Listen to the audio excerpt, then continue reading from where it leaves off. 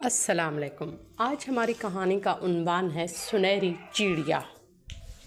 بشیر، نذیر، فاضل اور محسن 4 گہرے دوست تھے۔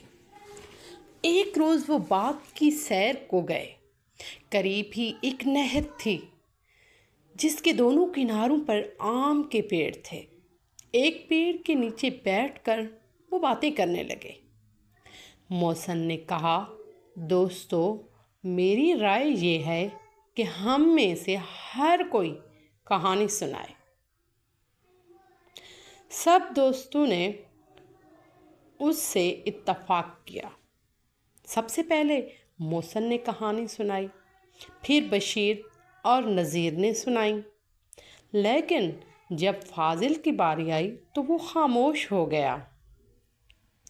دوستوں نے کہا، تم چپ کیوں ہو؟ کہانی کیوں نہیں سناتے؟ کہانی کیا سناؤں؟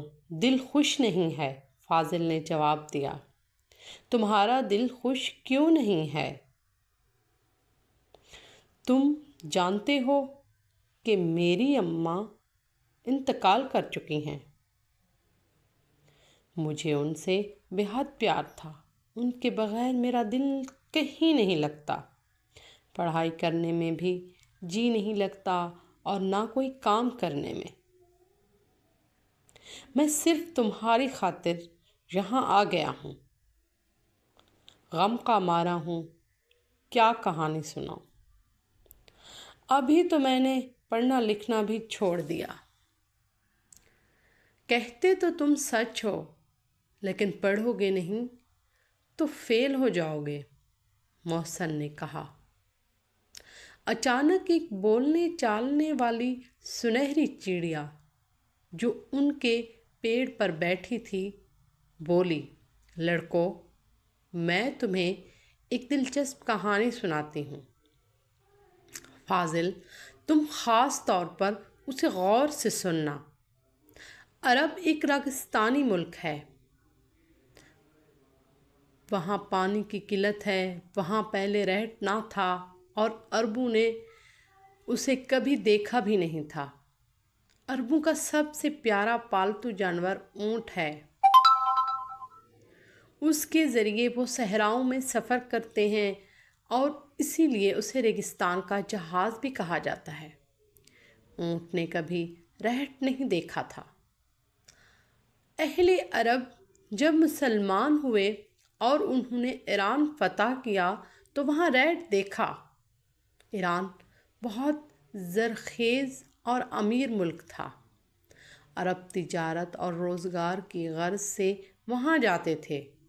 ایک دفعہ ایک بدو یعنی عرب دیہاتی بھی روزگار کی تلاش میں ایران کے سفر پر روانہ ہوا۔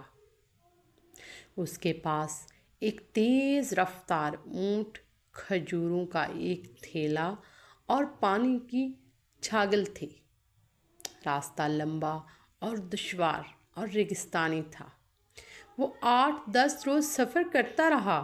آخر کار اس کا پانی ختم ہو گیا۔ اب وہ بھی پیاسا تھا اور اس کا اونٹ بھی۔ خدا خدا کر کے وہ ایران پہنچ گیا۔ وہاں اس نے ایک کھیت میں رہٹ جلتے دیکھا۔ اسے دیکھ کر وہ حیران بھی ہوا اور خوش بھی۔ وہ اونٹ سے اترا اور لپک کر رہٹ کے پاس پہنچا، منہ ہاتھ دھویا اور جی بھر کر پانی پیا۔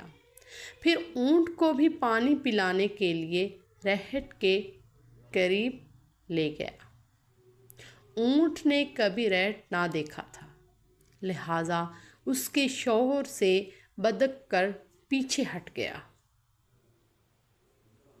بدو نے اسے بہت چمکارا، لیکن اسے رہٹ کے قریب نہ جانا تھا، نہ گیا۔ بدو نے رہٹ والے سے کہا، بابا جی، رہٹ بہت شور کرتا ہے، اسے ذرا بند کر دو تاکہ میرا اونٹ پانی پی لے۔ بوڑھے شخص نے بیلوں کو روک لیا اور رہٹ بند ہو گیا۔ بدو نے اونٹ کو آگے دھکیلا، لیکن اس دوران رہٹ بند ہونے سے اس کے ڈول پانی سے خالی ہو گئے۔ یہ دیکھ کر ساربان نے ریڑھ چلانے والے سے کہا، بابا جی ریڑھ چلائیے کہ پانی آ جائے۔ بابا نے بیلوں کو ہانکا۔ شور سن کر اونٹ پھر ڈر کے پیچھے بھاگا۔ بدو نے پھر بابا جی کو ریڑھ بند کرنے کو کہا۔ اونٹ آگے بڑھا لیکن پانی ختم ہو گیا تھا۔ بدو نے پھر بابا جی سے کہا، ریڑھ چلائیں۔ بابا جی نے ریڑھ چلایا اور اونٹ پھر ڈر گیا۔ 3-4 بار ایسا ہوا تو بابا جی نے کہا، میاں ریڑھ چلے گا تو پانی آئے گا اور شور غوغا بھی ہوگا۔ جس نے پانی پینا ہے وہ اسی طرح پیے۔ لڑکو غور سے سنو، جہاں زندگی ہے وہاں شور ہوگا، چاہے خوشیوں کا ہو یا غم کا۔ جس نے کچھ کرنا ہے اسی شور و غل میں کرے۔ انسان کو ہر حال میں صبر و ہمت تھامے رہنا چاہیے۔ خدا ان کی مدد کرتا ہے جو ہمت و صبر سے کام لیتے ہیں۔ سنہری چڑیا کی کہانی سنانے سے فاضل کی کایا پلٹ گئی۔ وہ پہلے سے زیادہ پڑھتا تھا اور خوب محنت کرتا، ہر جماعت میں اول آتا اور اسے وظیفہ بھی ملنے لگا۔ اس کے والد غریب تھے، اس لیے چاہتے تھے کہ وہ ملازمت کرے اور گھر کے حالات بہتر ہو سکے، لیکن فاضل کو اعلیٰ تعلیم حاصل کرنا تھی۔ نیت سچی ہو تو خدا ہر آرزو پوری کرتا ہے۔ وہ اس مسئلے کا حل سوچنے لگا۔ اچانک اس کے دل میں خیال آیا۔ رات ہو چکی تھی، سب سو رہے تھے۔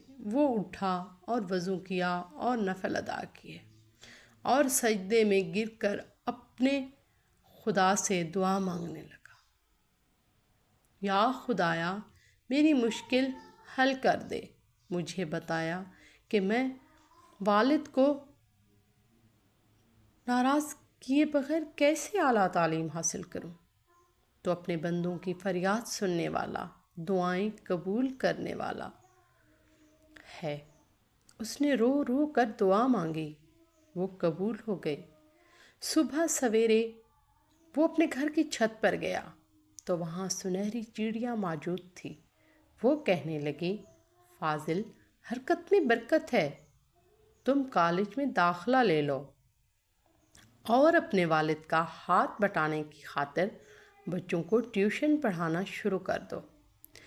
اس سے تم اچھا کمانے لگو گے اور تم اعلیٰ تعلیم بھی حاصل کر لو گے اور تمہارا باپ بھی خوش ہو جائے گا۔ فاضل نے ایسا ہی کیا۔ اس کی محنت رنگ لائی۔ اس کے پاس بہت سے بچے ٹیوشن کے لیے آتے۔